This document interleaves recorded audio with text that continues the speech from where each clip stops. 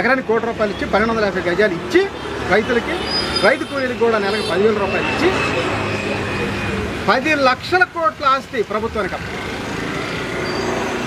అదేవిధంగా సీఎం గారిని ప్రపంచ మేధావి ఉన్నారు. ప్రపంచ గిన్నీస్ బుక్లో ఎక్కించుకునే స్థాయికి ఎదిగేలా చేస్తారు. ఇయ్యకపోతే చెప్పాం కదా, ఈ 4 సంవత్సరాలే మేము ధర్నా చేయడానికి సిద్ధం, ఆ తర్వాత 4 సీట్లకే పరిమితం. ఆ విధంగా మళ్ళీ మేము గతంలో కూడా ఏం చేశారు, ఇక్కడ రాజధాని 3 అన్నాం కదా, 3 అంటే ఈ ప్రాంతంలో వాళ్ళు వేయకపోతే మనం గెలవా అనుకున్నారు జగన్ గారు. ఈ రాజధానిలో వేయకపోతే గెలలేకపోవడం కాదు. ఈ రాష్ట్రంలో ఏం జరిగిందంటే ఊరికి ఒక 20 మంది విదేశీ జాబులకు వెళ్ళేవాళ్ళు ఉంటారు. ఇదే రాజధాని అని చెప్పి 2014లో వీళ్ళు కూటమి కట్టుకుని గెలిచి జగన్ గారు కూడా ఏమన్నారు, మాకు ఇష్టం కనీసం 30,000 ఎకరాలు కావాలన్నారు. అందరూ నమ్మి విదేశాలు జాబు చేసుకునే వాళ్ళు కానీ పెద్ద ఉండేవాళ్ళు అందరూ వచ్చారు, ఫ్లాట్లు కొన్నారు. ఊరికి ఒక 20 మంది.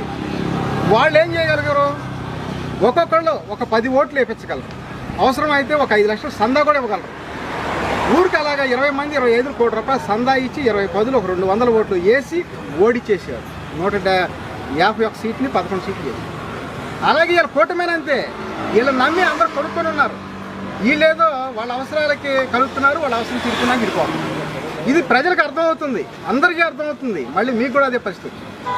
అందుకనే నేను మీరు ముగ్గురు కలిసి కూటమి కట్టుకుని వచ్చారు. నేను 30 మందినైనా సరే ఎవరెవరో పారిశ్రామికవేత్తలు, సినిమా యాక్టర్లు, మెయిన్ వాళ్ళందరినీ తీసుకొని 30 మందిని కూడగట్టుకున్నా సరే ఈ రాష్ట్రంలో ఏఆర్ఎస్ పార్టీని అధికారంలో తీసుకురాగలడు ఈ జేకేఆర్ అని చెప్పి నేను ప్రభుత్వానికి డిమాండ్ చేసి చెప్తా ఉన్నాను. ఎప్పుడు ఒకే రకంగా ఉండదో, ఏముందలే అనుకుంటే జగన్ గారు సీఎం కాలేదా, అట్లాగే కేసీఆర్ గారు రాష్ట్రం ఎడగొట్టుకుని సీఎం అవ్వలేదా, అలాగే ఈ జేకేఆర్ ఈ రాష్ట్రంలో కూడా ఏఆర్ఎస్ పార్టీని అధికారంలో తీసుకొచ్చి అదేవిధంగా ప్రజలందరినీ ప్రతి కుటుంబం 10 కోట్ల ఆస్తి పనులు ఎలా చేయాలో గతంలోనే మీడియా మిత్రులు చెప్తే మళ్ళీ అదే రకంగా చేస్తాం. ఈ విధంగా ఇంకా లేట్ అయ్యే కొంది ప్రతి 50 రోజులకి ఓ పథకం మేనిఫెస్టోలో రద్దు చేస్తాం. ఇప్పుడు మద్యం ఫ్రీ. అలాగే సినిమా యాక్టర్లు కానీ పారిశ్రామికవేత్తలు కానీ ఓ 30 మందిని మేము ఎలా కట్టుకోవాలో వాళ్ళకి కెరీర్ దెబ్బతింటుంది అనుకుంటేనేమో పరోక్షంగా మద్దతు తెలపండి. ఏదిగానే ఆదిగా కానీ ఇంకో రకంగా కానీ. ఒకవేళ మీరు ప్రత్యక్షంగా మద్దతు తెలిపినా అభ్యంతరం లేదు. ఆ విధంగా ముందుకు పోవడానికి అవకాశం. ఎక్కడ ఏది ఏమైనా కూడా వెనకడుగు వేసే ప్రసక్తి మాత్రం లేదు.